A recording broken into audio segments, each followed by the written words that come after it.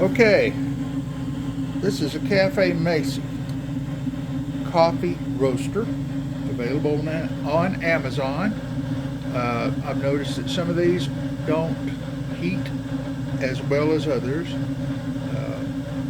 They come from China, so what do you expect? Anyway, this one heats good. And I'm getting ready to roast some coffee beans. I'm going to show you how it's done. But this is the roaster. I've got it set at right at 240 degrees. I have my oven hood on. That's the sound you hear in the background, and it's plugged directly into the wall. No extension cords. Do not use an extension cord with this. I have a nasty looking, I know, but it works. It's a little microfiber cloth to keep the inside of the lid from getting wet and collecting the chaff as it comes off the coffee beans as it's roasting. We're going to be roasting Papua New Guinea today, and I'm going to take you through first crack, second crack, and I'm going to pull it at second crack, and just as it starts to crack, that's what we call a light city roast, and that's the perfect roast for this particular coffee bean. I get the Papua New Guinea raw beans from Coffee Bean Direct. Alright, we'll take you outside and show you a couple of more things that you're going to need. You need a fan. This is a Ryobi battery powered. Uses the regular batteries there for like a tool for your drill and all the different tools. Ryobi has a massive collection of tools that use the same battery, which is great. This is my 18-inch sieve, and you can see there's my roasted coffee I roasted just a few minutes ago. I tried a video for that, but it goofed up anyway. And this is my trusty brush. It's a natural fiber or natural bristle brush that we'd use for staining. It's just a paintbrush. It works great. See this stick of wood right here underneath my machine? That's to elevate the pot just slightly because my house is not completely level. I mean, it's level, but you know, it's off just a hair, just enough that it just works better that way. I don't know why, but that's what I have. It's about the size of a 12-inch ruler, but it's a piece of wood that I just some scrap wood from my shop. I just added the beans. It's 10:12. The beans are, as you can see, green, and I'll show you different phases till we get to first crack. Okay? You're going to want to have some kind of storage system. I've got a little storage thing here. This is my fresh city roast that I just collected from outside in the sieve. I'm just going to leave that open. Just going to leave it open while this is roasting over here.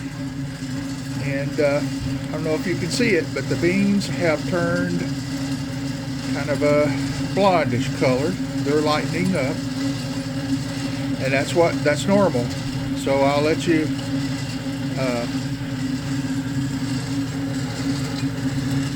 I was hoping that the lid would get a little moist looking, because it generally does, but it's not doing that now. So maybe in a second. So I don't know if you can tell it, but there's like a little smudge right there. It's starting to get moist on the inside. I'm going to take this cloth over here and just wipe that off and make sure it's good and dry. I just wiped it. You can tell. You can tell now, can't you? See, it's much clearer right there. I think I just heard the first crack. It's turned a nice blonde, tawny color, I would call it. Kind of a light brown. This is normal. We are 4 minutes into the roast, and no, that wasn't a crack. That's just where it's hitting the bar inside. I'll show you again first crack here in just a minute. Okay, we haven't got first crack yet, but we're close. I just wanted to go over one thing with you. Once I get to the point where I'm going to dump this, I never take the lid off except to wipe the moisture. And I don't do that after it gets first crack, because then we've got chaff everywhere, and it goes everywhere if you take the lid off.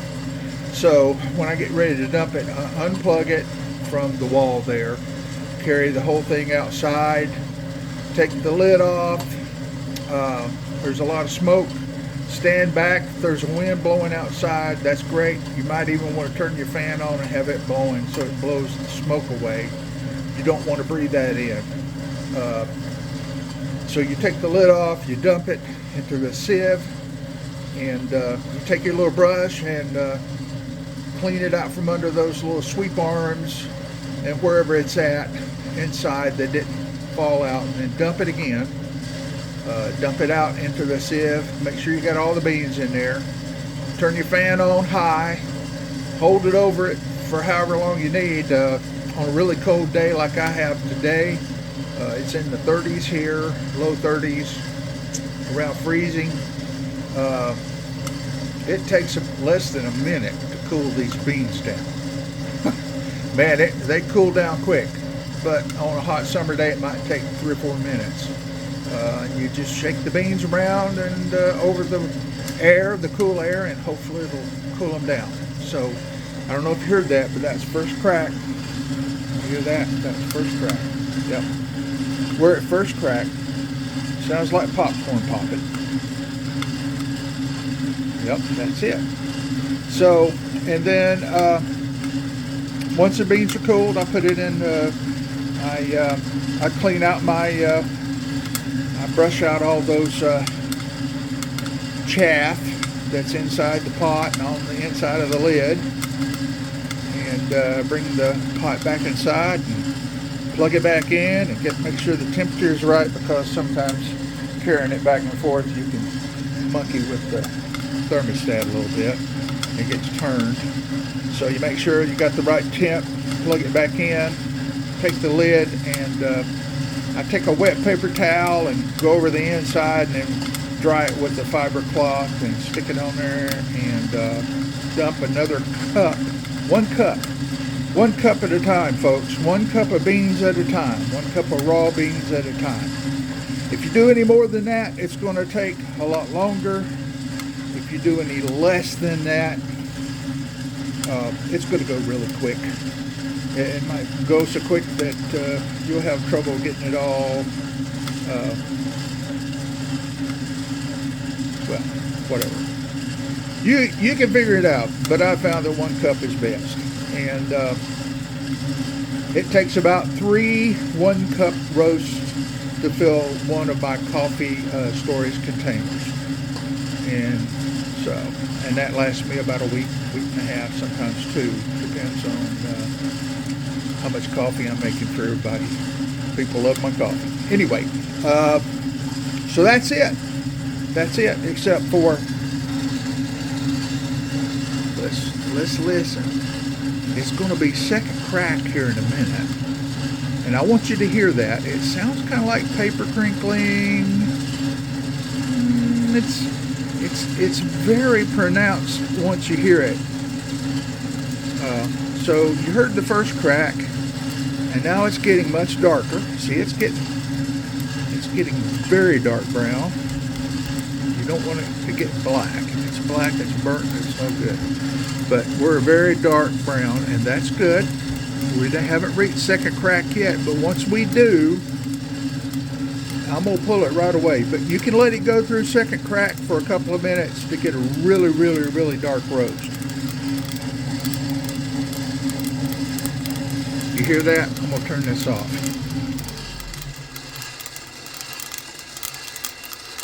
You hear that? That's second crack. All right, I'm pulling it, folks. So for demonstration purposes, This is my beans that I just roasted. I'm gonna put them, see what I do here.